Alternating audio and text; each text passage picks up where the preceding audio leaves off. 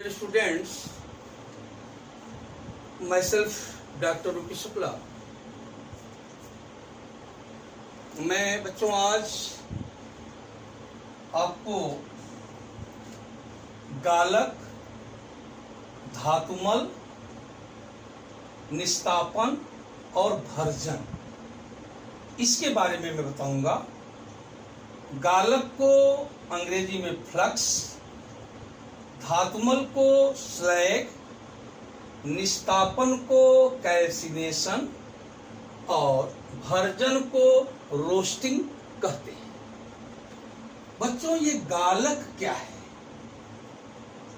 बच्चों जो गैंग होता है, गैंग माने अशुद्धि, हमारे अयस्क में पोर में जो गैंग रहता है वो ऐसा गैंग होता है कि वो सॉलिड फॉर्म में ही रहता है। तो बच्चों गैंग में जब गालक मिला देते हैं तब क्या होता है, ये जो गैंग है ये पिघल जाता है। गालक गैंग को पिघला देता है, मेल्ट कर हो जाता है ये। तब बच्चों धातु मल बनता है, स्लैग बनता है। और ये जो धातुमल बनता है, ये बच्चों स्लैग जो है इसका घनत्व डेंसिटी कम होता है। बच्चों ये गैंग और प्लस फ्लक्स, फ्लक्स माने गालक, ये अनहीटिंग गैंग में यदि गालक मिलाकर गर्म करें तो बच्चों धातु मल मिलता है। ये गालक बच्चों ये दो प्रकार का होता है गालक। एक को अम्लीय गालक कहते हैं, अम्लीय गालक, एसिडिक फ्लक्स, एसिडिक फ्लक्स। और दूसरे को बच्चों क्षारीय गालक, क्षारीय गालक। और इसको इंग्लिश में बेसिक फ्लक्स कहते हैं, बेसिक फ्लक्स। यानी there are two types of flux, acidic flux and basic flux. अब देखिए बच्चों, यदि हमारा गैंग बेसिक है तो उसमें एसिडिक फ्लक्स मिलाना होगा। यदि हमारा गैंग एसिडिक है तो उसमें हमको बेसिक फ्लक्स मिलाना होगा। अपोजिट नेचर का होना चाहिए। गैंग यदि एसिडिक हो तो फ्लक्स क्या होना चाहिए? बेसिक होना चाहिए। और यदि गैंग बेसिक हो तो फ्लक्स क्या होना चाहिए? एसिडिक होना चाहिए। अब देखिए बच्चों, जैसे हम एग्जाम्पल लेते हैं, जैसे हमारे पास कैल्शियम ऑक्साइड है, मान लीजिए एज ए गैंग। और ये कैल्शियम ऑक्साइड हमें पता है ये बेसिक नेचर का होता है, ये क्षारीय प्रकृति का होता है। कैल्शियम ऑक्साइड क्षारीय है, बेसिक है। बच्चों इसमें तब हमको फ्लक्स में SiO2 मिलाना होगा। SiO2 फ्लक्स एसिडिक है। बच्चों ये एसिडिक फ्लक्स है, एसिडिक फ्लक्स। इसकी हिंदी क्या होगी? अम्लीय गालक। और बच्चों एक CO क्या है? Basic gangue, basic gangue. तो दोनों मिलकर क्या बनाएंगे? कैल्शियम सिलिकेट बनाएंगे बच्चों। ये है स्लैग, स्लैग। अब इसी प्रकार बच्चों जैसे FeO ले लें, फेरस ऑक्साइड, ये भी बेसिक गैंग है। और तो SiO2 लेंगे तो क्या होगा? ये एसिडिक फ्लक्स है। तो बच्चों क्या बनेगा? FeSiO3, ये स्लैग बनेगा। तो ये दोनों उदाहरण हो गए आपके कि यदि बेसिक गैंग है तो ये एसिडिक फ्लक्स हो जाएगी। अब देखो बच्चों, कभी कभी क्या होता है कि जैसे हमारा गैंग SiO2 है, ये खुद गैंग का काम कर रहा है, तो ये एसिडिक गैंग हो गया, एसिडिक गैंग है एसिडिक गैंग। तो बच्चों तब इसमें फ्लक्स का हमको बेसिक मिलाना होगा, यही मिला दिए CaOA वाला, तो ये क्या कहलाएगा बच्चों, बेसिक फ्लक्स। अब ये फ्लक्स को बोला जाएगा बेसिक फ्लक्स। अब तब ये भी वही यही चीज बनेगा CaSiO3 कैल्शियम सिलिकेट, ये स्लैग बनेगा धातु मल। ऑन हीटिंग ये प्रोसेस होंगे। तो आपने क्या देखा, यदि गैंग एसिडिक तो फ्लक्स बेसिक, यदि गैंग बेसिक तो फ्लक्स एसिडिक होगा। तो ये था बच्चों गालक और धातुमल के बारे में। अब हम आपको निस्तापन के बारे में और भर्जन के बारे में बताना चाहेंगे। प्यारे बच्चों, चाहे निस्तापन की क्रिया हो या भर्जन की क्रिया हो, ये दोनों क्रियाएं परावर्तनी भट्टी के अंदर कराई जाती है।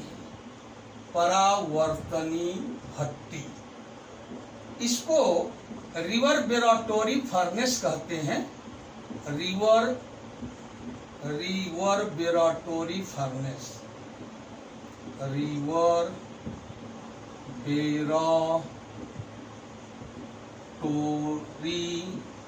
रिवर्बेरेटरी फर्नेस। बच्चों यह एक विशेष प्रकार की भट्टी होती है जिसमें अग्निशः ईंटें लगी रहती हैं। तो इस भट्टी में बच्चों निस्तापन में क्या करते हैं, जैसे हमारे पास कोई अयस्क है, सपोज कीजिए हमारे पास कैल्शियम कार्बोनेट है, तो हम इसको हवा की अनुपस्थिति में, in the absence of air, वायु की अनुपस्थिति में इसको गर्म करेंगे।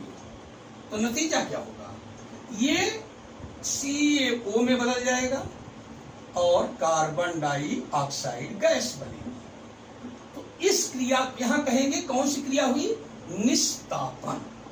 यानी बच्चों अब जैसे मान लिया ये है बॉक्साइट, Al2O3 2H2O, ये और है बॉक्साइट और।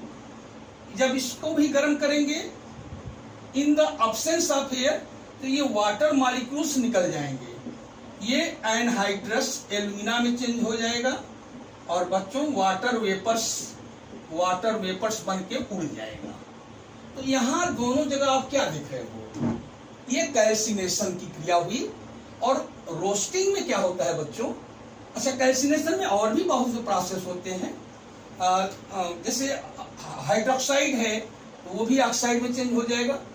बच्चों भर्जन रोस्टिंग में क्या होता है, ये भी हमारी परावर्तनी भट्टी में ही कराई जाती है, लेकिन in the presence of air, in the presence of air यानी वायु की उपस्थिति में होती है। तो आप बच्चों देखिए रोस्टिंग में कौन कौन से चेंजेस संभव हैं। रोस्टिंग प्रोसेस में जैसे मान लीजिए सल्फर है हमारे पास अशुद्धि के रूप में, इम्प्योरिटी, तो ये ऑक्सीजन की उपस्थिति में ऑक्सीजन से क्रिया करके सल्फर डाइऑक्साइड गैस बना करके चिमनी द्वारा बाहर निकल जाएगा। यदि आर्सेनिक है इम्प्योरिटी के रूप में, ऑक्सीजन से रिएक्ट होकर के आर्सेनियस ऑक्साइड बना करके ये भी बाहर निकल जाएगा। अब देखिए बच्चों ये हो गया, यानी ये परिवर्तन होते हैं।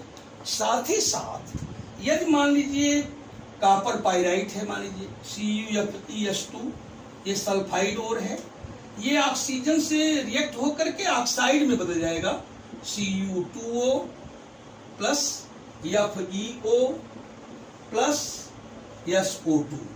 तो यहाँ पे बच्चों मुख्य उद्देश्य क्या है, भर्जन क्रिया का जो मुख्य उद्देश्य होता है, मेन एम क्या है, सल्फाइड को ऑक्साइड में बदलना, सल्फाइड को ऑक्साइड में परिवर्तित करना, यही हम भर्जन क्रिया के द्वारा कराते हैं। अब जैसे अभी मैंने बताया कॉपर पाइराइट है, या जैसे मान लीजिए जिंक सल्फाइड है, जिंक ब्लेंड, इसका ऑक्सीजन से रिएक्ट होगा तो ये जिंक ऑक्साइड बनेगा, सल्फर डाइऑक्साइड गैस बनेगी, ये गैस बनेगी। ये रिएक्शन बैलेंस नहीं है, आप बैलेंस कर सकते हो ऐसे, दो दो यहाँ 3 कर दें, यहाँ पे 2 कर दें, बैलेंस हो जाएगा। ये भी बैलेंस नहीं है, इसको 2 कर दें तो यहाँ 2 हो जाएगा, 2 1 3, यहाँ पे 2 2, यहाँ पे 2 कर दीजिए। 1 मिनट, Cu2 पहले यस में बदलेगा, Cu2s में, और ये बच्चों 2Fes में बदलेगा, Cu2s plus 2Fes and 2SO2। तो बच्चों ये 2 कर लेंगे। उसके बाद Cu2s किस में चेंज होगा, देखिए बच्चों, Cu2s ये ऑक्सीजन से रिएक्ट हो करके Cu2O में चेंज हो जाएगा, Cu2O प्लस SO2 गैस। तो इसको भी आप बैलेंस कर सकते हैं, 2 2 3 2। बच्चों ये क्यूप्रिक सल्फाइड क्यूप्रिक ऑक्साइड में बदल जाएगा। इसी प्रकार फेरस सल्फाइड है ना, ये भी ऑक्सीजन से रिएक्ट हो करके फेरस ऑक्साइड बनाएगा। ये सारे प्रोसेस रोस्टिंग की क्रिया में होते हैं और ये परावर्तनी भट्ठी में ये सारी क्रियाएं कराई जाती हैं। तो बच्चों ये था धातुकर्म में ये सब चीजें आती हैं। गालक क्या है, धातुमल का निस्तापन और भर्जन की क्रियाओं का वर्णन आपको धातुकर्म में मिलेगा। अगले वीडियो में हम आपको बताएंगे कि धातु का निष्कर्षण कैसे किया जाता है, सामान्य विधियां क्या हैं, धातुकर्म क्या है। इसी के साथ आज बस इतना ही। बहुत बहुत धन्यवाद। Many many thanks to all of you. जय हिंद, जय भारत।